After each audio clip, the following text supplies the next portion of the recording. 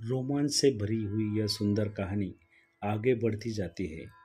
इसमें आगे बताया गया है कि किसी प्रकार एक पूर्णमासी की रात, जब चारों ओर नीरव शांति का माहौल था, सिद्धार्थ ने अपनी सोई हुई पत्नी और पुत्र से अंतिम विदाई ली।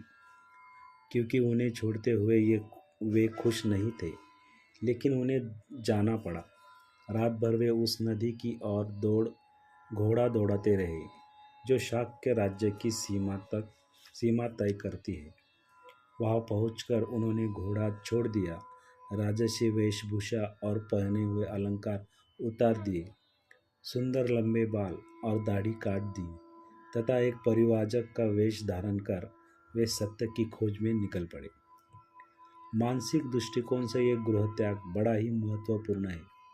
यह मात्र भिक्षु बनना नहीं है, बल्कि अपनी स्वयं की विमुक्ति तथा आध्यात्मिक भाग्य की खातिर, एक व्यक्ति बनने की खातिर अपनी मिट्टी तथा गहरे खून के रिश्तों को डोर काट लेना है।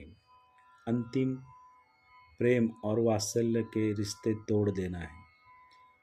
यही सब सिद्धार्थ ने किया। आने वाले 6 वर्षों में स्वयं की सत्य की खोज में लगा दिए। सत्य की खातिर सब कुछ छोड़ दिया, सब कुछ दांव पर लगा दिया। उन दिनों भारत में सत्य का मार्ग बताने और सत्य का साक्षात्कार करवाने वाले बहुत से लोग मौजूद थे। उन सभी में आत्मपीड़न का मार्ग काफ़ी विख्यात था। इस देश में वैसे इस तरह की बातों को हम गंभीरता से नहीं लेते। दूसरी तीसरी शताब्दी में इजिप्ट के मरुस्थल के योगियों के संभावित अपवादों को यदि छोड़ दिया जाए, तो कभी भी पश्चिम में आत्मविकास के लिए आत्मपीड़न का एक मार्ग के रूप में नहीं अपनाया गया। और यह आज भी हमारे रोज़मर्रा के जीवन का हिस्सा नहीं है।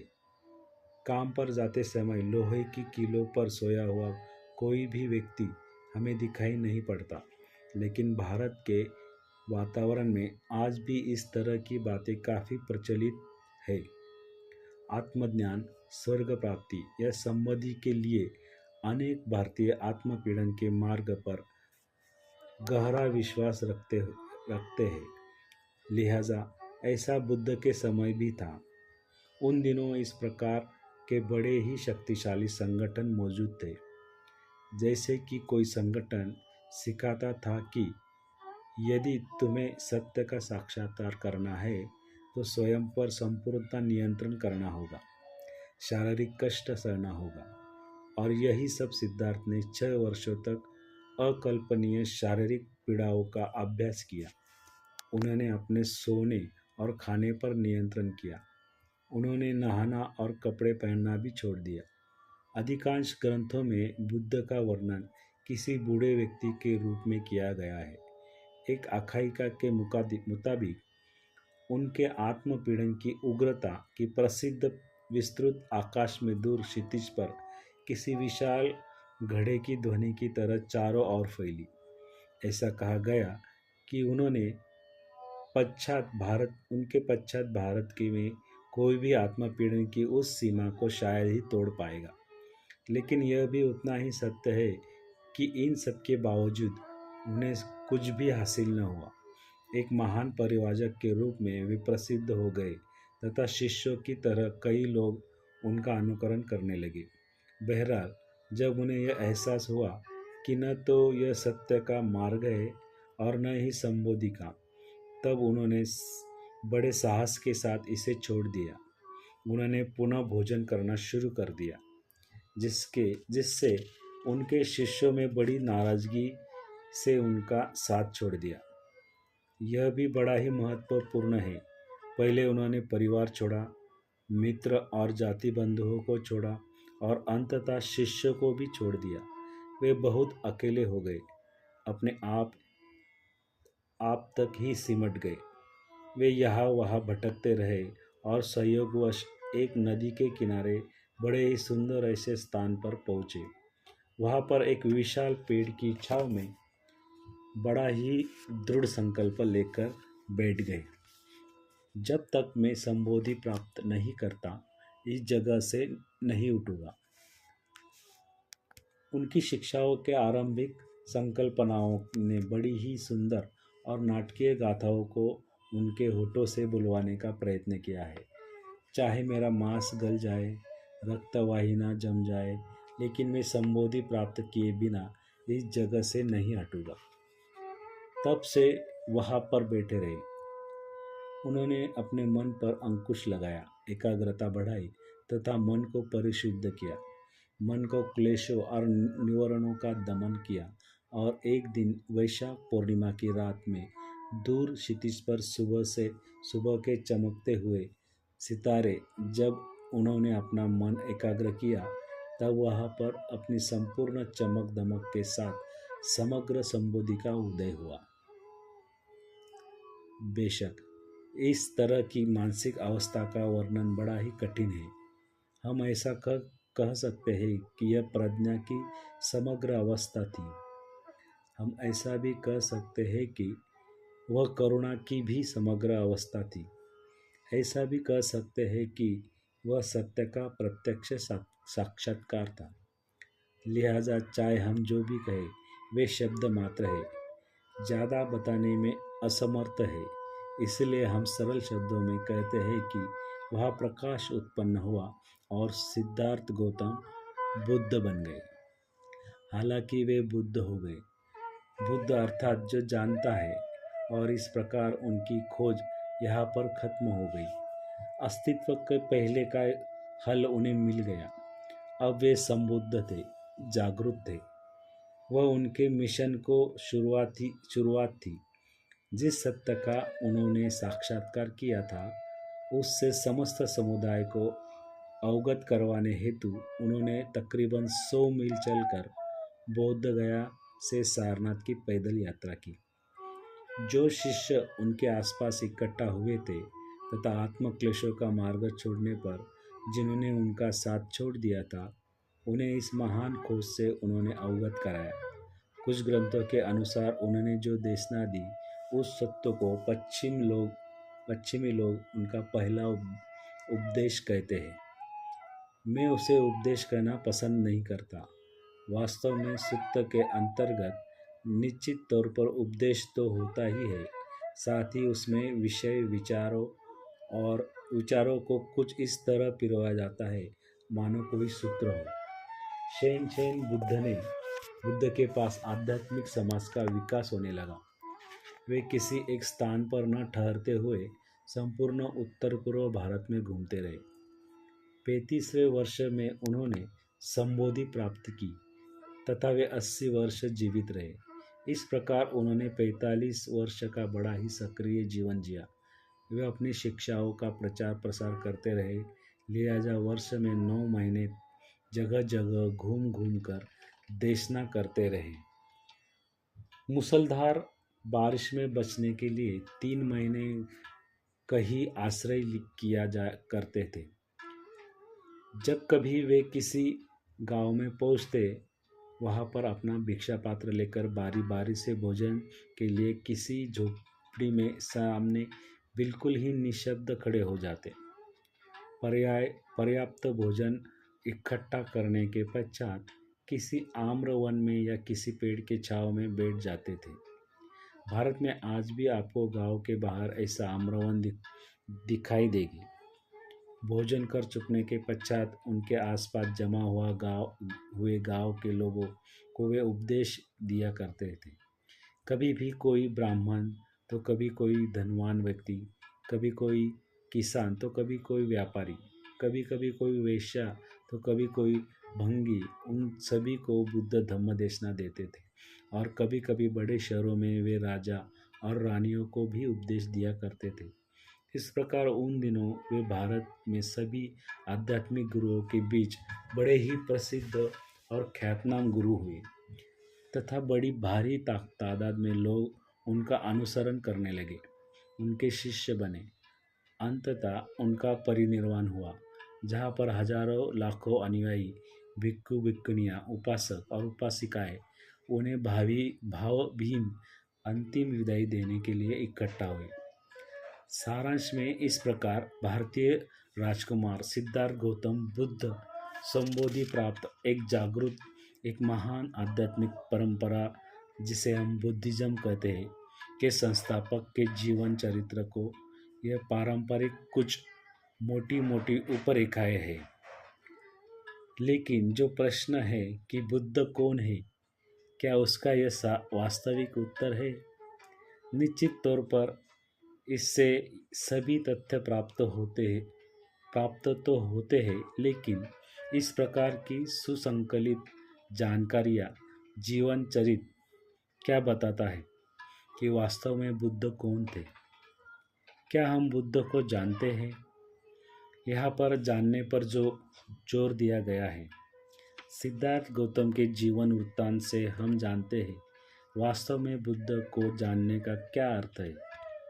सांसारिक दृष्टिकोण से किसी व्यक्ति को की पसंद नापसंद, उसके विचार मान्यताएं हम जान सकते हैं, लेकिन क्या वास्तव में इस व्यक्ति को जानते हैं, उस व्यक्ति को जानते हैं? हमारे बड़े ही निकट के मित्रों के बारे में जो हमारी धारणाएं होती है, कभी कभी वे उससे हटकर कुछ अनपेक्षित कर जाते हैं। यह दर्शाता है हम दूसरों को कितना अल्प स्वल्प जानते हैं। वास्तव में उनकी वृत्ति की गहराई में जाकर उनके उद्देश्य को ढूंढ निकालना बहुत सी बार हमारे बस के बाहर होता है। सामान्य तौर पर जो हमारे जितना करीब होता है, हम उससे उतना ही कम जानते हैं। एक पुरानी कहावत के मुताबिक अपने स्वयं के पिता को जानने वाला सच्चा बुद्धिमान पुत्र है। उस व्यक्ति से हमारे उथली निकटता या जान पहचान मानो मार्ग का रोड़ा बन जाती है। वास्तव में हम जो कुछ जानते हैं या संबंध होते हैं, वह उस व्यक्ति के प्रति हमारी वैयक्तिक प्रतिक्रिया, हमारा पूर्वाग्रह या हमारा अपना मानसिक प्रक्षेपण होता है। दूसरे शब्दों में हमारा अहंकार मार्ग में रोड़ा बन जाता है। किसी व्यक्ति को वास्तविक तौर पर जानने के लिए सर्वसामान्य स्तर के संपर्क से काफ़ी गहरे स्तर पर संपर्क प्रस्थापित करना होगा। लिहाजा यह बात बुद्ध को जानने के प्रश्न के संदर्भ में भी आती है। बड़े ही गहरे अर्थों से बिल्कुल यही प्रश्न बौद्ध धर्म के उदय के ठीक प्रारंभ में भी पूछा गया था। संबोधि प्राप्ति के पश्चात यह प्रश्न बुद्ध से पूछा गया था, आप कौन हैं? पैदल यात्रा करते समय द्रोण नामक एक ब्राह्मण रास्ते पर मिला जो शारीरिक चिन्हों के शास्त्रों में पारंगत था। बुद्ध के पैरों पर बने सहस्त्र चक्र से मिट्टी पर उभरे चिन्हों का पीछा करते करते वह उस वृक्ष के निकट पहुंच गया जहाँ पर बुद्ध बैठे हुए थे। क्योंकि बुद्ध ने बिल्कुल ताज़ा ताज़ा बुद्धत्व का अनुभव लिया था, मानो उनके संपूर्ण अस्तित्व के प्रकाश प्रस्फुटित हो रहा था। जैसा कि कहा जाता है कि उनका चेहरा प्रकाशमान था। वे आनंद से भरे हुए, बिल्कुल शांत और निश्चल दिखाई दे रहे थे। उनके मुखमंडल को देखकर द्रोण ने शायद सोचा हो कि यह कोई साधारण आदमी नहीं है। वह बड़ा प्रभावित हो गया। जैसा कि भारत में रिवाज है, खासकर धार्मिक विषय में थोड़ा और निकट पहुँचते हुए वह सीधे सीधे मुद्दे पर आ गया और पूछा, आप कौन हैं? प्राचीन भारतीय मानते हैं कि इस ब्रह्मांड में मनुष्य और प्राणियों के अलावा यह अस्तित्व कई स्तरों पर बटा हुआ है। इसमें देव और प्रेत, यक्ष और गंधर्व तथा दंत कथाओं के मुताबिक अन्य जीव इसके निवासी है। इस ब्रह्मांड में मनुष्य लोक केवल इकलौता लोक नहीं है। इसलिए द्रोण ने पूछा, क्या आप यक्ष हैं? यह बड़ी ही डरावनी किंतु आकर्षक चेतना जंगलों में वास करती है। लेकिन बुद्ध ने जवाब दिया, नहीं, केवल नहीं। द्रोण ने आगे पूछना जारी रखा, क्या फिर आप गंधर्व हैं? एक प्रकार का प्रकाशी संगीतज्ञ, किसी देवदूत की तरह सुंदर गायक? पुनः बुद्ध ने जवाब दिया, नहीं। द्रोण ने फिर पूछा, क्या आप देव हैं? नहीं। तत्पश्चात द्रोण ने सोचा, बड़ा ही आश्चर्य, शायद मनुष्य ही होगा, लिहाजा यह भी पूछ लिया, लेकिन पुनः बुद्ध ने नहीं कहा। अब तो द्रोण पूर्णतः संभ्रमित हो गया। थक कर अंततः पूछा, यदि आप ये कुछ भी नहीं है, फिर आप कौन हैं? बुद्ध ने जवाब दिया, जिन मानसिक संस्कारों के कारण यक्ष, गंधर्व, देव या मनुष्य की व्याख्या की जाती है, उन सभी संस्कारों को मैंने तोड़ दिया है, इसलिए मैं एक बुद्ध हूँ। सभी प्रकार की मानसिक प्रवृत्तियों को संस्कार कहा जाता है। वास्तव में बौद्ध धर्म या भारतीय मान्यताओं के अनुसार सभी प्रकार की मानसिक प्रवृत्तियाँ, तृष्णाएँ या कार्मिक इच्छाएँ, ये सभी मिलकर पुनर्जन्म की प्रवृत्ति की निश्चित करती है। क्योंकि बुद्ध के उन सभी कारणों जो यक्ष, गंधर्व, देव या मनुष्य को जन्म या पुनर्जन्म देती है, उन कारणों से वे मुक्त हो गए थे। वास्तव में इन सब से वे पूर्णतः बाहर थे। हालांकि उनका शरीर भले ही मनुष्य के रूप में था, किंतु वे असंस्कारिक चेतना की अवस्था प्राप्त कर चुके थे। इसलिए उन्हें बुद्ध कहा गया है। बुद्ध अर्थात असंस्कारिक मन का अवतार या उसका व्यक्तिकरण है। मानवीय मन उत्तरोत्तर ज्ञान से अज्ञान की ओर अग्रसर होता रहता है। लिहाजा द्रोण यही सब करने का प्रयास कर रहा था। इसलिए यक्ष, गंधर्व इत्यादि जो लेबल उसके मन में पहले से विद्यमान थे, बुद्ध की विलोभनीय मुद्रा देख उस पर थोपने का वह प्रयास कर रहा था। लिहाजा उसमें से कोई भी बुद्ध की अनुरूप नहीं था। हम में से सुसंगत ऐसे द्रोण की दो भ्रमित मानसिक अवस्थाएं जिसके हम आज भी शिकार होते हैं, अर्थात जब हम बुद्ध समझने का प्रयास करते हैं, तब खासकर पश्चिम में उपलब्ध ईश्वर और मनुष्य ऐसे दो वर्ग हैं जिसमें हम उन्हें रखने का प्रयास करते हैं। उदाहरणार्थ रोमन कैथोलिक लेखक बौद्ध धर्म पर लिखते समय बुद्ध को एक श्रेष्ठ व्यक्ति या धार्मिक व्यक्ति, लेकिन एक मनुष्य, एक साधारण मनुष्य से ज़्यादा निरूपित नहीं करते। यह एक बड़ा ही घातक दृष्टिकोण है।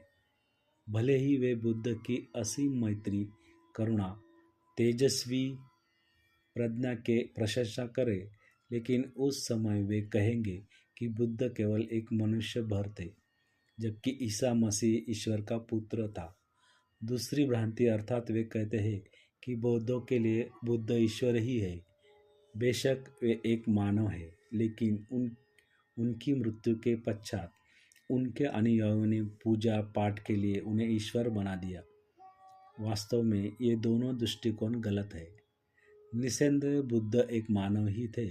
उन्होंने शुरुआत भी अन्य मनुष्यों की तरह ही किया, लेकिन वे एक साधारण व्यक्ति नहीं थे, बल्कि एक संबोधि प्राप्त व्यक्ति थे। तथापि बौद्ध परंपरा के अनुसार इस प्रकार का कोई जीवन अर्थात बुद्ध इस ब्रह्मांड का सर्वश्रेष्ठ जीवन होता है। तथाकथित देव और ईश्वर से भी उच्च और श्रेष्ठ होता है। इसलिए हमेशा देवों को बुद्ध के दोनों ओर बड़े ही विनीत भाव से नतमस्तक होकर उनकी देशना को सुनते हुए दर्शाया जाता है। बौद्धों द्वारा बुद्ध की प्रतिमा पर पुष्प, अगरबत्ती या मेणबत्ती अर्पण करने तथा नतमस्तक होकर पूजा पाठ करने से पश्चिम में बुद्ध के देव होने की बहुधा भ्रांति पैदा होती है। अगर आप किसी की पूजा पाठ करते हैं, तब हम सोचते हैं कि उस व्यक्ति के लिए वे देव या ईश्वर ही है। बौद्ध के अलावा सामान्य तौर पर पूर्व में पूजा पाठ को लेकर अलग मान्यताएं हैं। विशेष तौर पर भारत में माता पिता, बड़े भाई बहन, शिक्षक, गुरु या आध्यात्मिक व्यक्ति या बुद्ध के प्रति आदर सम्मान के लिए पूजा शब्द का ही इस्तेमाल किया जाता है। लिहाजा जब कभी बौद्ध बुद्ध मूर्ति को पुष्प इत्यादि अर्पण करते हैं, अर्थात एक देव या ईश्वर के रूप में बुद्ध की पूजा न करके, बल्कि उनकी संबोधि प्राप्ति के प्रति अपना आदर व्यक्त करने के लिए करते हैं, लेकिन आइए हम पुनः हमारे मुख्य मुद्दे का अर्थात बुद्ध को जानने की ओर चले। जैसा कि हमने देखा कि बुद्ध का अर्थ असंस्कारिक मन या प्रबु प्रबुद्ध मन होता है। बुद्ध को जानने का ही अर्थ मन की असंस्कारिक अवस्था को जानने से होता है। इस क्षण यदि पूछा जाए कि बुद्ध कौन है, लिहाजा हम कह सकते हैं कि हम सभी सुप्त रूप से बुद्ध हैं। सच्चे और वास्तविक अर्थ से हम सभी बुद्ध को जान पाते हैं जब ध्यान या आध्यात्मिक जीवन के माध्यम से हम हमारी सूक्ष्म या सुप्त बुद्धत्व की क्षमता के सानिध्य में आकर उसे वास्तविकता में बदलने की प्रक्रिया से गुजरते हैं। तभी हमारे ज्ञान और अनुभव से हम कह सकते हैं कि बुद्ध कौन है। बहरहाल इसे एकाएक करने का कोई उपाय नहीं है। इसके लिए सबसे पहले हमें जीवित बौद्ध धर्म के सानिध्य में आना होता है। इसके लिए हमें उस बिंदु पर आना होगा जहाँ पर केवल तथ्यपरक जानकारी बुद्ध के आरंभिक जीवन काल के वृत्तांत अर्थात जो बुद्ध को और असंस्कारिक मन को जानने के लिए बहुत कम पड़ती है से ज़्यादा है। यह ऐसी कोई बात है जिसे हम बुद्ध और शरणगमन करना कहते हैं के बीच में आती है। मात्र बुद्धम शरणं गच्छम का पठन पाठन करना ही पर्याप्त नहीं है। हालांकि यह भी उसका ही एक भाग है। इसका ही अर्थ यह हुआ कि बुद्धत्व के विचार और आदर्श को हमारे अंतिम उद्देश्य और आध्यात्मिक आदर्श के रूप में लेकर उसे प्राप्त करने के लिए हम प्रयत्नों को पराकाष्ठा करें। तथापि बुद्ध कौन है, इस वास्तविक तौर पर जानना अर्थात पारंपरिक अर्थ से बुद्ध को शरणगमन करना है। इसलिए त्रिरत्न बौद्ध महासंघ में शरणगमन अर्थात न केवल बुद्ध की बल्कि धम्म और संघ को शरणगमन करने पर अत्यधिक जोर दिया जाता है। संक्षेप में बुद्ध को शरणगमन करने के निहितार्थ जो कुछ भी आता हो, बुद्ध कौन है, इस प्रश्न का उत्तर अपने मन, हृदय तथा हमारे संपूर्ण आध्यात्मिक जीवन से हम दे सकते हैं। प्रवचन समाप्त।